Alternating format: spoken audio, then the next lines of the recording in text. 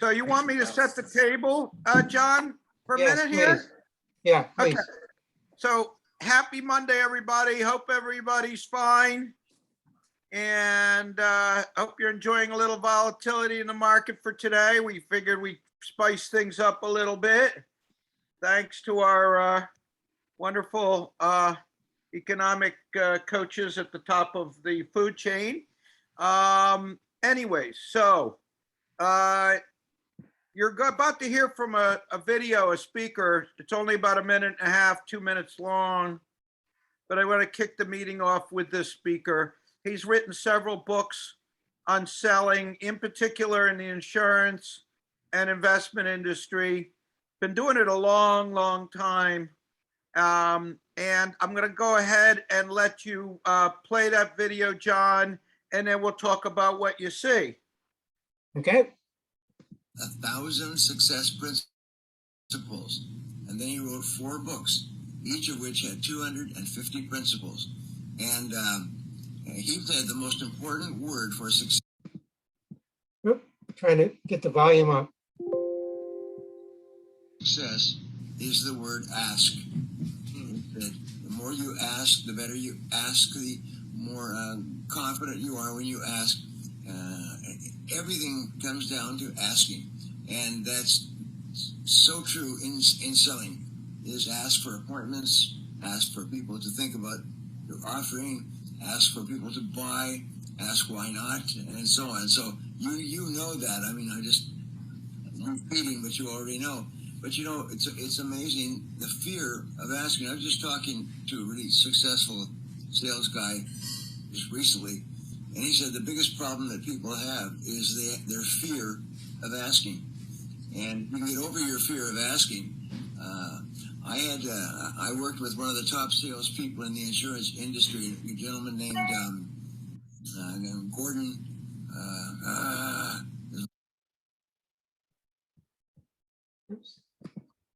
My best friend for years. I haven't seen him for long.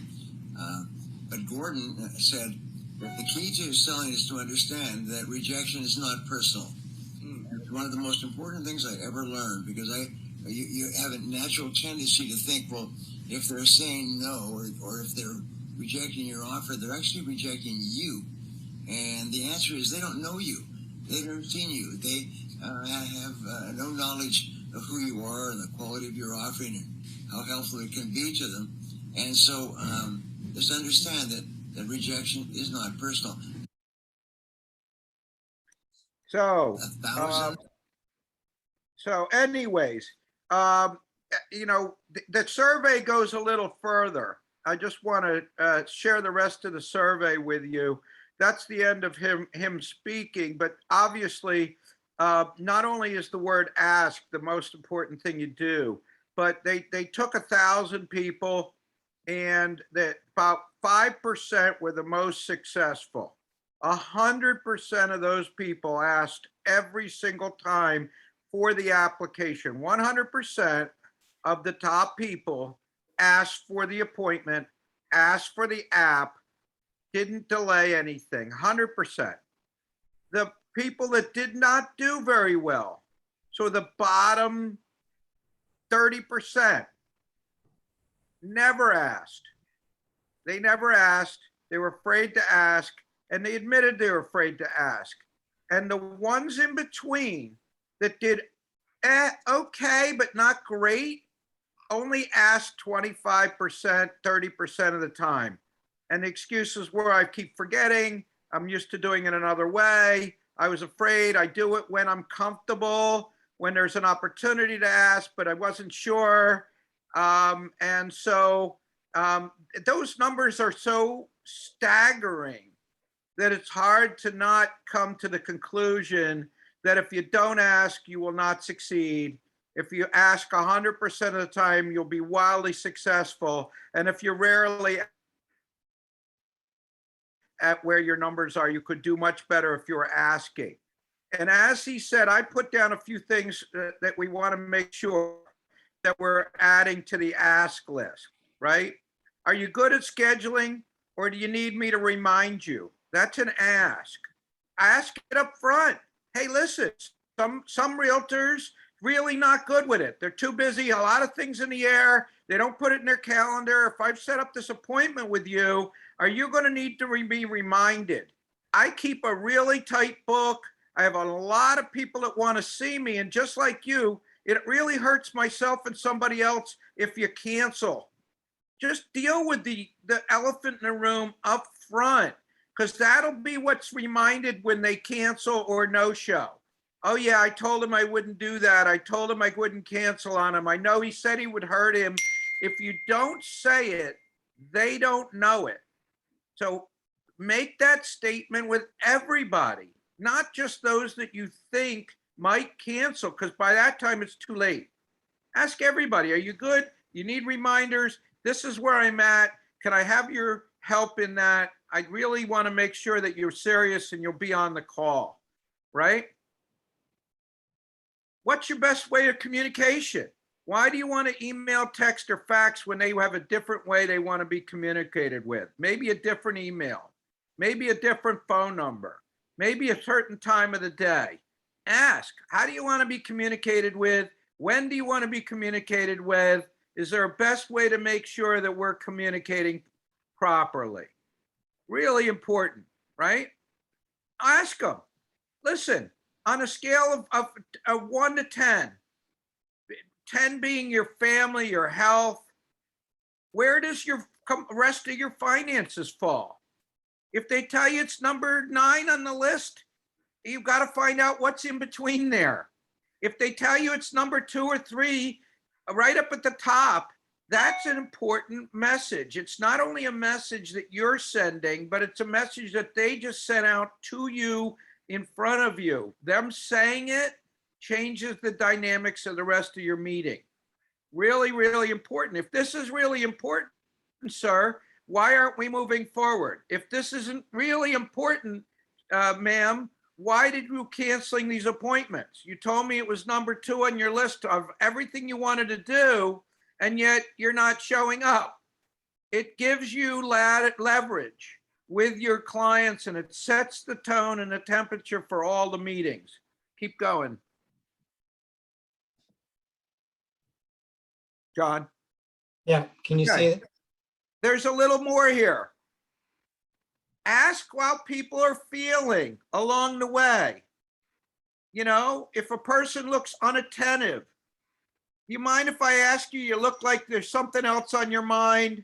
Do you need to get back to somebody? You want me to put this meeting on hold for a minute while you call somebody or text somebody, or because they might be looking at their watch or not paying attention?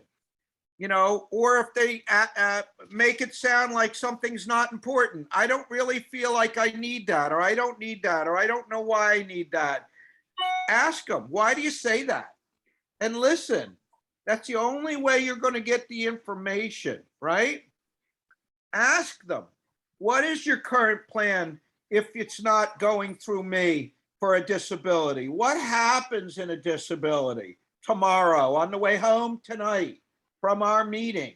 If you become disabled because of a car accident, because of a carjacking, because you have a stroke, something happens, what's the plan? What happens? You know, what happens in your death? What happens to retirement today? If they accelerated retirement planning and it had to happen today, today's the date, we're stopping now, and you're 55, you're going to retire on your money today, which is what happens if you have a death or a disability. The clock stops. Deposits stop. We go from deposits to withdrawals. What's it look like for you? How important is this to you? Because see, now they get their attention. Now most of them say, well, I'm not prepared now. I'm not ready now. I mean, I'm planning in the future, but I wouldn't want to have to retire today. Okay, then what are we doing about it? What are we doing about it? That's why the insurance is there for disability or death, so we can get to the end. Without which, if it happens today, you got no end. Your end is now. Ah, okay. It has more meaning. Who currently handles the finances? I mean, if you're sitting with somebody and the young lady is not handling the finances, not making decisions, not paying the bills, doesn't know what's left over a month, or the man, then why are you doing it individually? This is an opportunity to say, wow, if it's your significant other is handling all of that, why don't we include them in this meeting? How many of your people have listened to what you had to say, went home to their spouses to parrot what you say? They're not going to be as good as you telling them what you said. And their other person said, oh, we don't need that. We don't need it. No, I don't need it. We don't need it. We already have it. It's already set. I already have somebody, when that's not true. And you have no opportunity to be part of the conversation because you didn't ask. Because you didn't ask. Right? Keep going. Here's some statements. So let's get this done today. That's what I used, by the way. When I was done my presentation, I would say, are you ready? Let's get this done today. I know that's scary because you'd rather say, oh, well, what do you think? That's an easy way of saying, let's get it done. No, it's not. It's not saying, that's not putting finality. It's not sticking a fork in it to pick up the meat. It's staring at your meal on the plate and hoping it'll jump off the plate into your mouth. You're sticking a fork in it and putting the food to your mouth. Okay, if they say not now, not today, not right now, not quite there yet, it gives you the opportunity. You must ask, if not, why not? Said it was number 2. This fixes your problem. We get this on track. You've indicated that you've been procrastinating that. What's missing? What's the ingredient that we're missing in the equation here? What are we missing to get this done right now? Right now. Let's get the next appointment in the schedule right now. Not all kinds of wishy-washy, bow out, again, not sticking a fork in it to get the appointment, but taking the easy road. Let's get the next appointment. That person says, I need another appointment. Fine. Tomorrow, 2:00, 3:00, what time? Let's get this done. Let's get this done. I'm worried about you. That's a great segment to number 3. I'm worried about you. You just indicated that if you die or get disabled on the way home, you're screwed. And I'm worried about you. And you should be too. Let's get this appointment done now. Let's get this app done now so we can both sleep at night. I'm really concerned about this stuff. Okay? Because you care. Because you care. Keep going.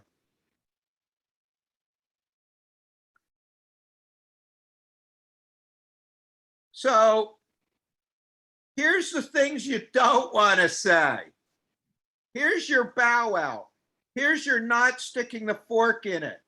Okay, so why don't you look this over and get back to me? I've been out with agents where that's what they said at the end of the meeting. The end of the meeting, they say, so what do you think? Why don't you look it over and get back to me? Horrible, horrible, horrible sales technique. Leads to no business. The top 5% would never say it. Why don't you talk this over with your spouse and get back to me? It sounds to me like you need to get with your spouse and talk it over and get back to me. Horrible. Just as bad. Nobody in the top 5% says that. Why? Because they already asked if their spouse should be attentive in the meeting.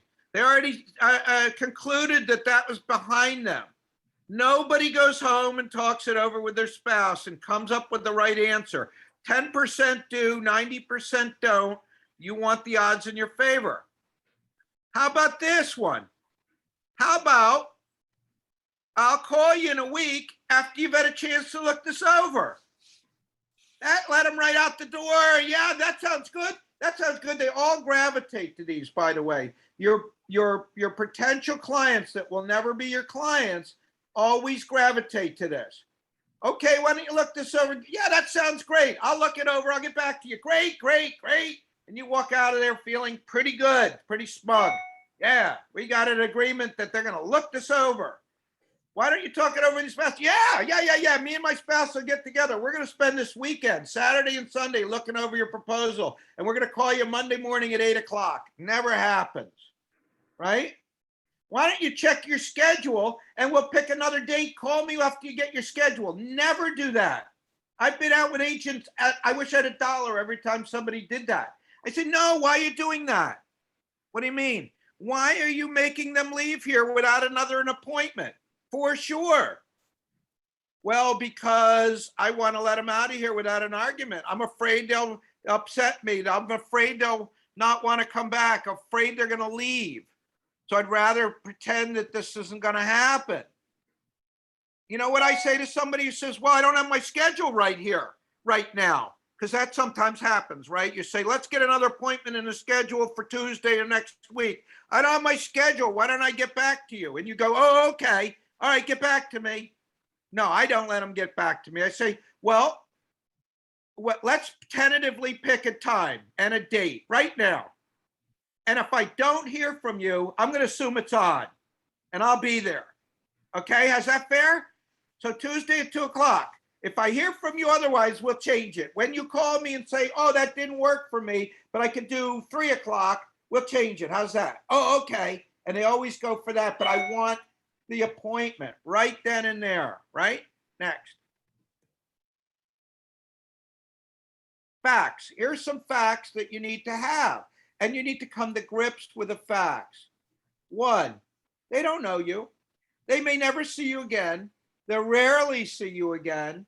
They'll probably rarely remember the meeting, but you'll remember all the no's and all the yeses. The yes when they take a nap, and then no or the maybe. You'll remember a lot about the meeting. They won't even remember it. An hour from now, they're moved on to something else in their lives. So this doesn't matter.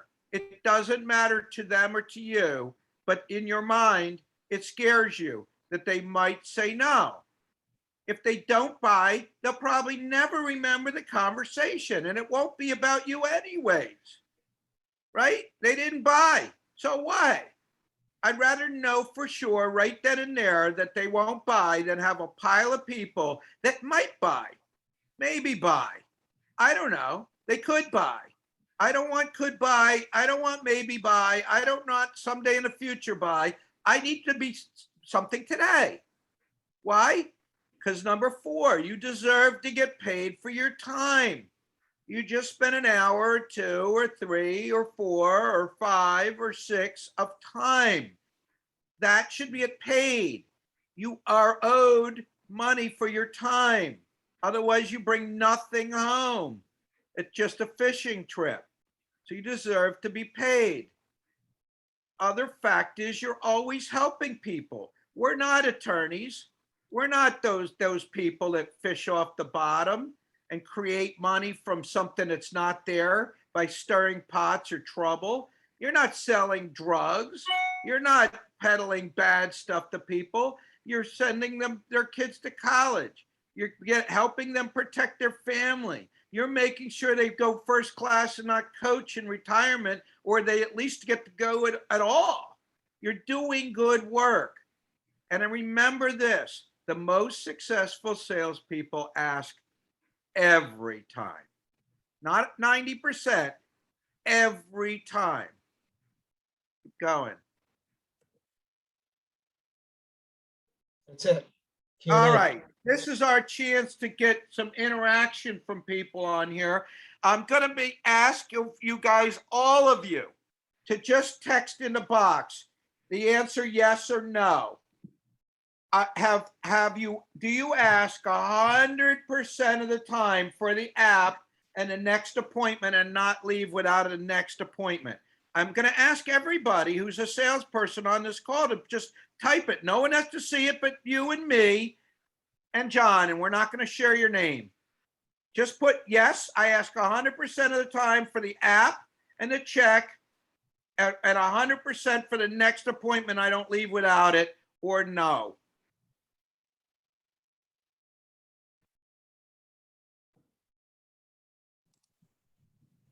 Supposed to put I this. see one person is texted, one person is typed. Anybody else? Yes or no? I got a couple chats to me. One yes, two no's. I only have two people that have texted yes or no. I'm Got getting a it. lot. I'm getting a lot. Can you hear me, Alex? Yep. So right now I've got four no's, one yes.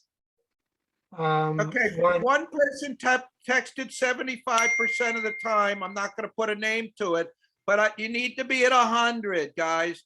You shouldn't selectively be picking who you ask for checks and apps. Don't be asking for checks or apps selectively. And if you say it's 100% of the time, if you're not honest with yourself. The only person there is you and your maker. So if you're not at 100%, you need to be at 100%. That's where you want to be. We're still well short of the amount of people on here. Be honest. It puts you in a moment where if you don't type an answer and you skip the question, you're skipping the opportunity to be honest between you and yourself. I'm not going to do anything with it. I'm not going to give it to John. I'm not going to give it to Shayna. I'm not going to spread your name or word. It's for you. This is only about you recognizing your own spot and taking an opportunity to do something about it. We're missing quite a few people, right? Yeah, we have 1, 2, 3, 4, 5, 6, 7, 8 people responded. All but 2 are no. Right. But there's how many people should have responded? 15? Yeah, about 15. We have 17 total, but I think 15 Yeah. are. So guys, why are we not taking the opportunity? Right? Why are we not taking the opportunity to fill out that form? It calls me into question, like, what are we getting out of this? We spent a lot of time on this. John and I will tell you, I spent time on this. We put PowerPoints together. It's about you, right? It's about helping you. It's a yes or no. It's not in between. So if you're not answering, it's like, maybe I put the thing on hold and I didn't even pay attention to the half hour. I'm busy with the kids and I'm outside, but I want to make sure that I'm pretending I'm present, or pretending I'm involved, or pretending I'm selling, or pretending I'm doing something. Need to be engaged 100%. You should be on these. They're not that long, right? Why don't you, John, why don't you take a list of those that didn't respond, that did not respond, and then one-on-one, let's reach out to those people. Let's share the list of people that didn't bother to respond. And I'd like to know from them, why not? Why not? Were you not paying attention? Were you not present? Or you're too afraid to even respond? Because if you're afraid to respond to us when we're all on the same team, then how are you playing on the field? How are we playing on the field? One more shot for the other 7 people. Have a chance to respond here. If not, let's take the names and take no prisoners here. I'd like to at least be able to have a one-on-one conversation that says, hey, no, I wasn't there. I wasn't at the meeting. I put it on hold and let it play and I went in the other room. That's important too. What are we wasting our time? Don't come on if that's the point. Let's make sure we're all playing full out, right? I want everybody to be playing full out, not just showing up to just say you're showing up. So any Q&A questions, but not telling us how well you did, because I know who's doing well on here. I know who's on here that said yes and is really a yes, and I know who said yes and isn't a yes, because I know based on their sales, based on their equitable sales, based on their sales with us, that it can't be yes. Okay. So I know who's doing okay and who's not. You know, it's important that you know who's doing okay or is not. Not me. I know based on the numbers. If you're doing 30, 40, 50,000 PCs, you're not 100% asking. 100%, you're not. It's impossible because you wouldn't be. You'd be at 250, 300,000 PCs. You wouldn't be at 50 or 40 or 60 or 70. You'd be way above 100 or two if you were asking. So let's make sure we're playing full out. These are about you and from the top people. Anybody Q&A about getting better? Anybody? Just unmute yourself if you want to ask a question.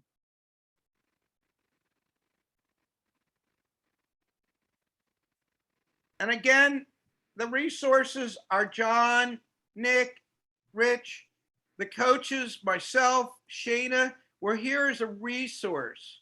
If you're too afraid to ask us, call us. If you're too afraid to call us, talk to John, talk to Nick, get on their training schedule. Because this is the stuff they do. This is what you need help with. And I'm very concerned that only half the group, or a little over half the group, bothered to respond to the yes or no. Yeah, Alex, the question that I have for everyone is if you answered no, honestly, great, because you can't get to where you want to be until you're honest about where you are. But what is your plan? Do you have a plan? Do you have a plan that's going to change how you respond so that you're asking all the time? If you don't have a plan, let's get a plan. Let's create a plan together.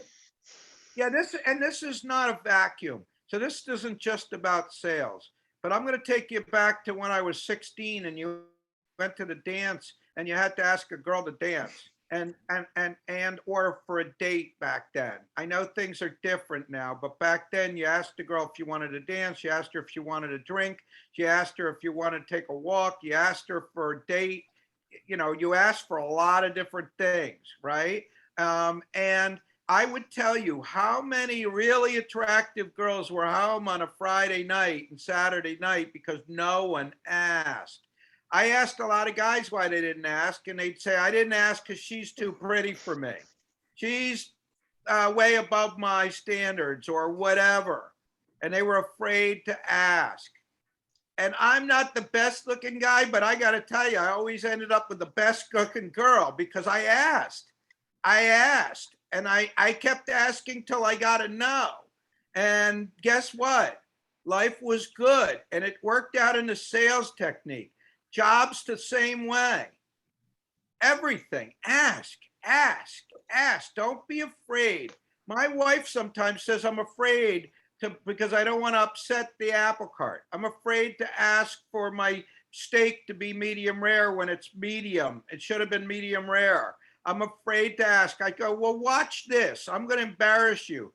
Hey, we ordered this medium rare and it's medium. I'm sending it back. Could you get us another steak? Sure, no problem. And I said, how'd you feel? Well, I'm glad you asked. Why? You were standing right there. He's staring at you too. I asked, but you're the one who was sending it back. Well, I didn't mean to. Yes, you did, because I made sure we paid for that steak. We paid for medium rare, not medium. And I would do that all day long.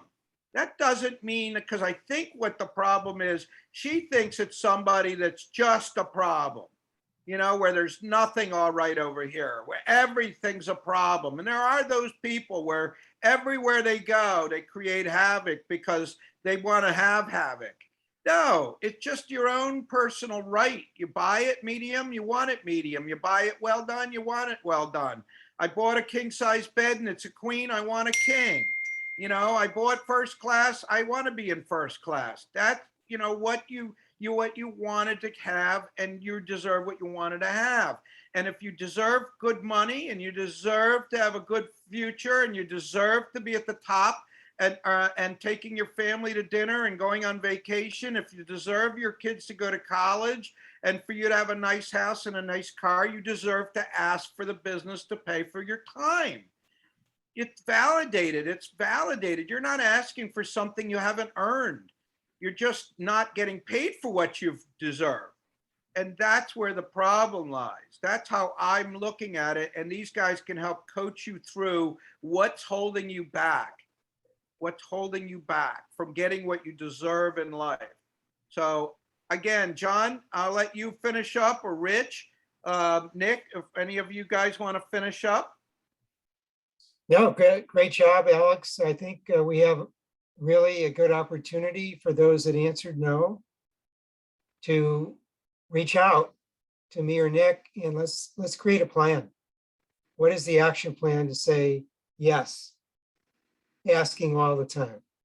Yep. And you know what? I'm going to just say this. I'm going to go out on a limb and say, if you're not working with John and Nick, and you just want to do a call with John or Nick to get an idea of what it takes to work with somebody like that, and how 15, 20 minutes, 30 minutes, or 45 minutes of your time with somebody can really help you in everything. I don't know. John might say, you know what? Call me. I'll give you a free half hour, and let's see if it's worth your time.